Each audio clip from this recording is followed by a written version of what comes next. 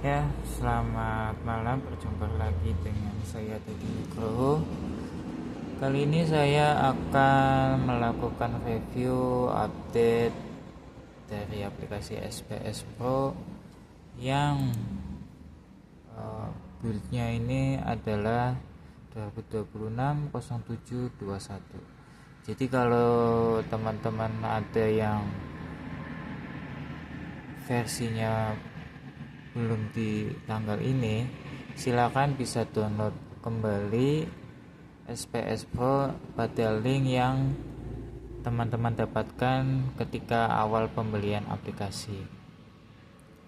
Oke, sebelum saya panjang kali lebar menjelaskan masing-masing menu ya, saya akan menjawab beberapa pertanyaan yang sering teman-teman tanyakan ketika di awal memutuskan untuk membeli aplikasi ini. Biasanya yang sering ditanyakan adalah apakah aplikasi ini online? Jawabannya jelas tidak. Aplikasi ini adalah aplikasi yang berbasis aplikasi Windows. Dia itu berjalan offline sehingga tidak perlu kuota dan tidak perlu khawatir apabila sewaktu-waktu alamat website atau domainnya itu hilang. Jadi aplikasi ini teman-teman bisa dapatkan cukup sekali bayar di awal dan bisa dipakai seterusnya. Kemudian untuk update, apabila ada update, otomatis link pada saat teman-teman dapatkan ketika pembelian otomatis akan kita update, tinggal teman-teman download ulang. Oke, seperti itu. Kemudian jangan berfokus bahwa aplikasi ini itu akan menggantikan Photoshop atau Corel ya. Aplikasi ini hanya untuk mempercepat dalam pembuatan layout atau pekerjaan seperti mencetak foto dan mencetak kartu. Kemudian lagi, aplikasi ini pada dasarnya ketika saya membuat di awal itu bukan untuk saya, melainkan untuk karyawan saya sendiri, dimana karyawan saya itu bukan lulusan IT, bukan lulusan desain, tapi hanya lulusan SMP dan SMA.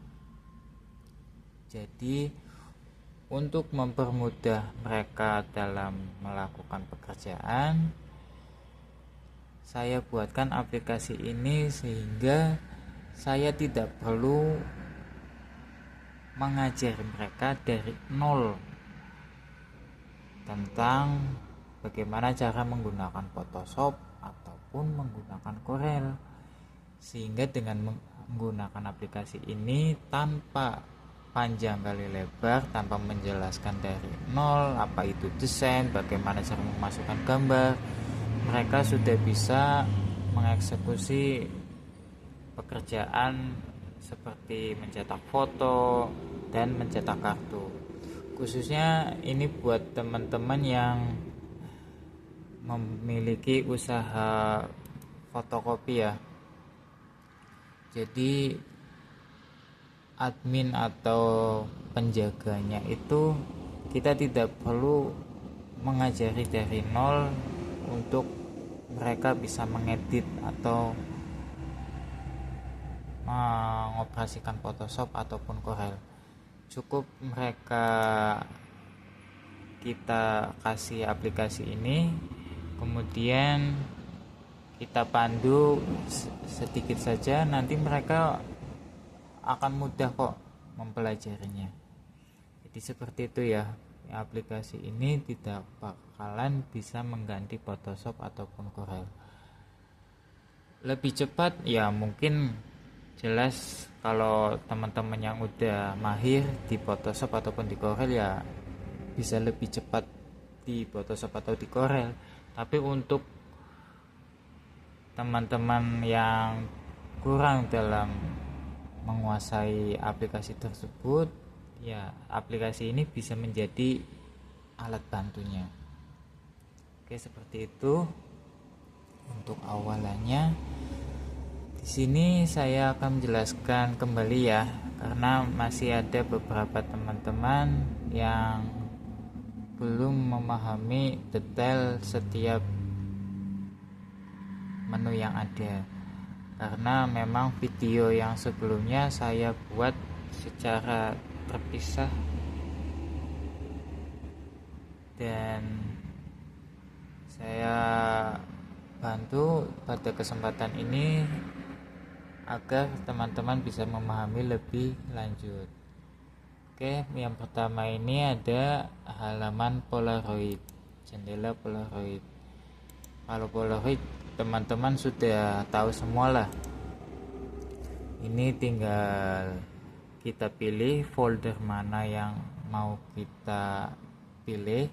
Jadi sebelum teman-teman membuat Polaroid, teman-teman itu diwajibkan menyimpan fotonya itu dalam satu folder, sehingga akan memudahkan kita dalam membuat Polaroid. Ini kita pilih ya. Nah, di sini sambil menunggu perhatikan ada tahapan prosesnya. Jadi jangan khawatir kalau ada gambar yang belum muncul. Nah, di sini kalau belum tulisannya siap untuk ditampilkan, berarti dia sedang memproses. Tinggal ditunggu saja. Nah, kalau kayak gini sudah semua ditampilkan, maka baru kita bisa melakukan cetak ataupun menyimpannya dalam bentuk JPG. Seperti itu. Kemudian di bagian pas foto lab kita bisa melakukan settingan ya. Di sini hanya bisa melakukan settingan, tidak bisa melakukan cetak langsung. Kenapa? Karena memang di halaman ini hasil yang akan didapat itu biasanya itu untuk kita kirimkan ke Photolab atau Studio Lab, yang dimana ukuran kertasnya itu standarnya bukanlah kertas A4 ataupun kertas folio, melainkan standar dari Photolab sendiri. Nah, di sini ada pilihannya yaitu 3R, 4R, dan 2030. Kalau teman-teman yang belum pernah bermain Photolab, teman-teman kan biasa mencetaknya di printer rumahan. Dia itu menggunakan A4 di mana ukurannya itu 21 kali 29,7. Namun untuk pas Photolab, untuk cetak Photolab tidak ada ukuran 21 kali 29,7. Adanya adalah ukuran 20 kali 30.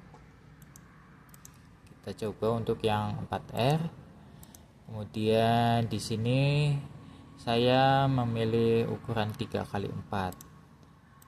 Nah, kita tinggal pilih nih fotonya mana saja yang mau dimasukkan. Pas foto kita coba yang ini ya, 3 kali 4. Tinggal masukkan saja, nanti dia secara otomatis akan menyusun dengan sendirinya. Seperti itu. Kalau sekiranya ada penambahan ukuran lain, teman-teman bisa memilih mau ukuran yang berapa. Misal di sini kita masukkan 2 kali 3, ya kita tambahkan ukuran 2 kali 3-nya. Nah, maka secara otomatis akan menyusun dengan sendirinya. Nah, di sini pun juga teman-teman bisa melakukan rotasi. Nah, dia akan menempatkan posisinya pada halaman yang masih kosong di halaman sebelumnya. Nah, ini kan masih kosong nih, ini masih bisa diisi oleh ukuran 2x3. Ini kita putar, maka dia akan otomatis ke halaman yang masih kosong. Seperti itu. Kalau mau menghapus bisa di clear. Nah, nanti akan terhapus dengan sendirinya. Oke, seperti itu. Kemudian untuk home printing, pada halaman home printing ini sebenarnya sama ya dengan pas Photolab. Hanya saja untuk yang home printing ini standar kertasnya yang adalah standar kertas percetakan rumahan atau yang biasa teman-teman gunakan di rumah dengan menggunakan printer Epson atau Canon. Nah, di sini ada pilihannya yaitu A4 dan A3. Kemudian untuk daftar ukuran foto yang bisa kita masukkan itu lebih banyak ya ketimbang pas foto. Kalau di pas foto itu hanya beberapa saja, pas foto ijazah sama ini 3,5 kali 4,5 itu untuk visa biasanya ya, 5 kali 5 pun juga biasanya untuk visa. Itu kemudian yang membedakan lagi adalah kalau untuk dimensi seperti 2x3, 3x4 dan lain sebagainya, ini kalau di halaman home printing ukurannya adalah ukuran sesuai dengan ukuran dimensi. Jadi semisal nih 2x3, ya berarti foto yang dihasilkan adalah 2x3 cm. Tetapi kalau untuk pas Photolab, kalau pas Photolab itu kan biasanya foto yang mau dicetak foto ijazah. Nah, seperti halnya ukuran 3x4. Nah, ukuran 3x4 standarnya itu kalau sesuai dengan Photolab itu bukan 3x4 murni, tetapi teman-teman bisa cek nih di Google, ukuran 3x4 yang sebenarnya itu adalah 2,79 kali 3,81 ya. Jadi ada pembedaan antara hasil cetakan di pas Photolab sama di home printing, dimensinya juga berbeda. Kalau ini memang benar-benar untuk standar Photolab, beda dengan home printing. Kalau home printing karena ini menggunakan printer rumahan, biasanya kan untuk kebutuhan konsumen atau pelanggan teman-teman yang dilayani langsung ya, takutnya mereka komplain, loh kok 3x4 nya enggak 3x4 mas. Nanti muncul perdebatan. Jadi 3x4 di home printing ya memang 3x4 sesuai dengan dimensinya. Terus ada ukuran kartu, ukuran 2R, 4R, 6R. Nah, itu bisa kita tambahkan. Kita coba masukkan ukuran yang 4R. Ya, ini sudah otomatis. Kemudian kita coba tambahkan lagi 3x4 nya kita masukkan 3x4. Nah, dia akan menyusun secara otomatis. Kemudian ini bisa kita putar. Nah, ada lagi pembedaan antara halaman pas Photolab dengan halaman home printing, yaitu dengan adanya setting manual. Di home printing ini ada pengaturan setting manual. Fungsinya adalah kalau kita menemukan kasus seperti ini, jadi kita bisa menyusunnya secara manual teman-teman. Kita bisa klik dulu untuk aktifkan. Nah, ini kita bisa pindahkan nih. Ini juga bisa kita pindahkan. Seperti itu. Nanti kita bisa susun secara manual mau seperti apa, sehingga kertas foto yang digunakan itu bisa lebih hemat. Kenapa? Ya karena disusun sesuai dengan kertas yang teman-teman miliki, karena beberapa kasus kan pastinya memiliki kertas hasil potongan di cetakan yang sebelumnya, sehingga kita bisa memanfaatkan sisa kertas yang ada, dan kertas sisa yang masih ada ini bisa kita gunakan lagi untuk mencetak di selanjutnya, seperti itu ya. Jadi antara home printing dan post photo lab itu banyak sekali perbedaannya. Kemudian untuk voucher, kalau voucher biasanya itu kalau saya memakainya untuk voucher di aplikasi Photobooth saya. Jadi kalau ada yang mau foto, kita bisa tawarkan untuk membeli voucher sebagai alat pembayarannya, atau bisa juga untuk mencetak voucher yang lain di mana ada nomor serinya. Itu kalau voucher sepertinya jarang ya, jadi saya skip aja. Teman-teman bisa cek di video part 1, di situ dijelaskan secara detail bagaimana cara memakainya. Oke, kemudian ini ada tambahan crop kartu. Nah, biasanya itu ini dipakai kalau ada kiriman kartu atau orderan kartu itu kirimnya hanya berupa gambar, dan biasanya dikirim lewat WA dari konsumen. Nah, jadi kalau teman-teman memiliki kasus demikian, nah gambar yang ada di WA itu tinggal kita copy dan kita pastekan saja di sini ya. Teman-teman bisa memilih terlebih dahulu kartunya itu modelnya itu landscape atau portrait.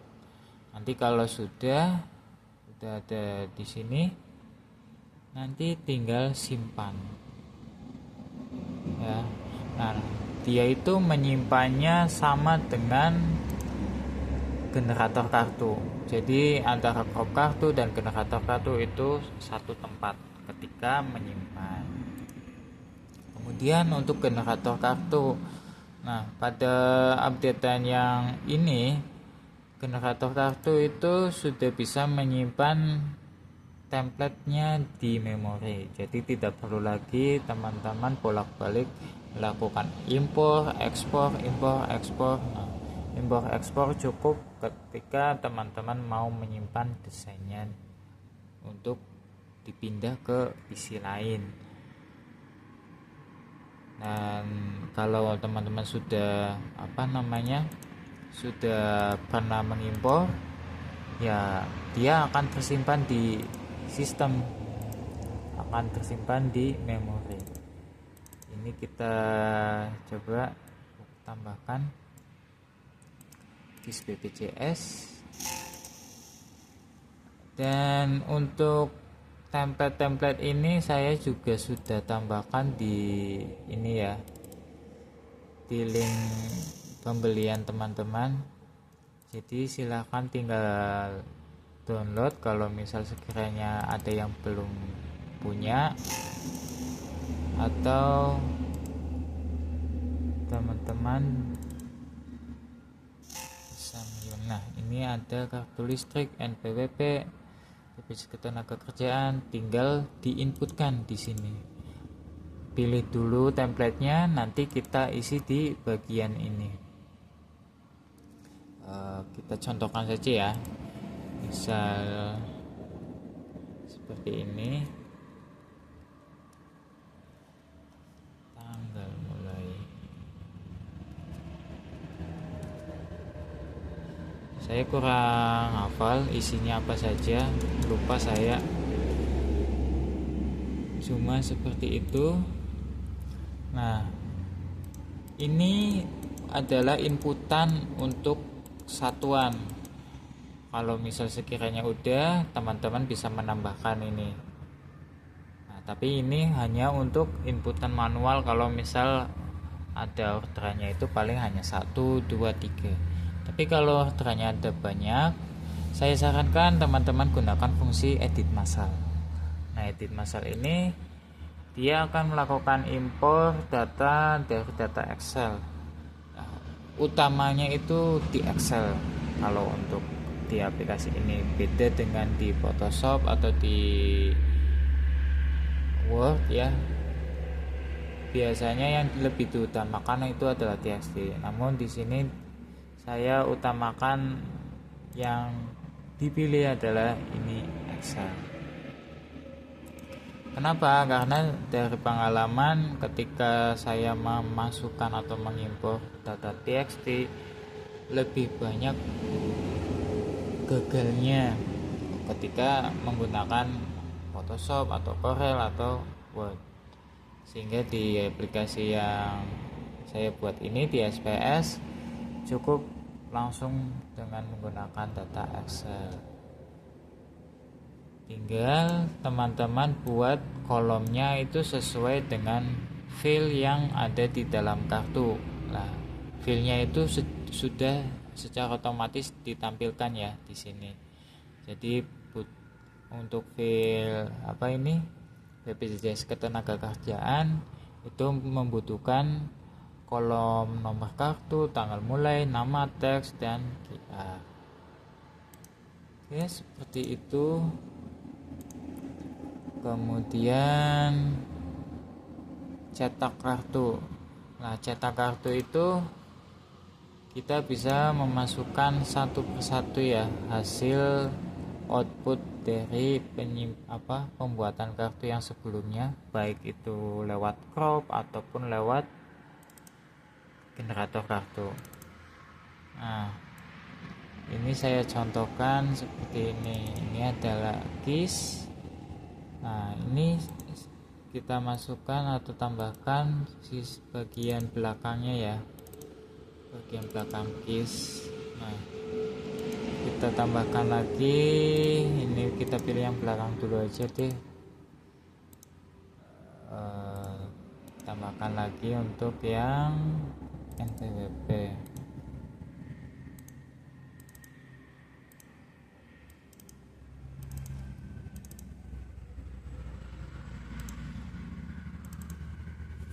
Nah, ini kalau misal sekiranya teman-teman paling hanya ada 1, 2, 3 dan masih ya yang masih sedikit lah, masih bisa untuk kita eksekusi secara manual.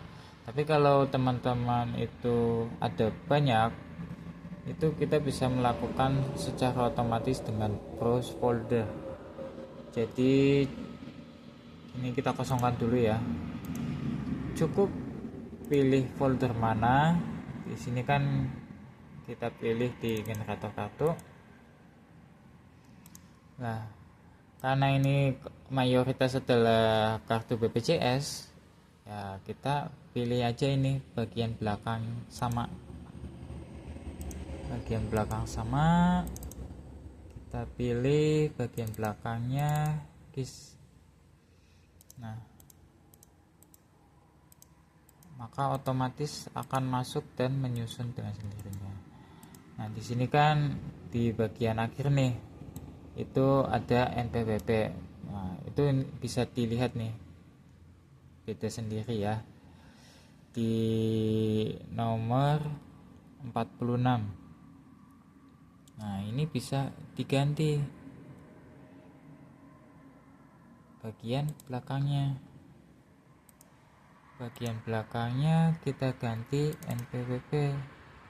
Nah, maka sudah otomatis mengganti. Kemudian ini yang nomor ini ya, ini 45. Teman-teman bisa lihat ini nih, ini beda sendiri. Kalau ini kan KIS BPJS, nah ini NPWP. Nah, bagian belakangnya kita ganti.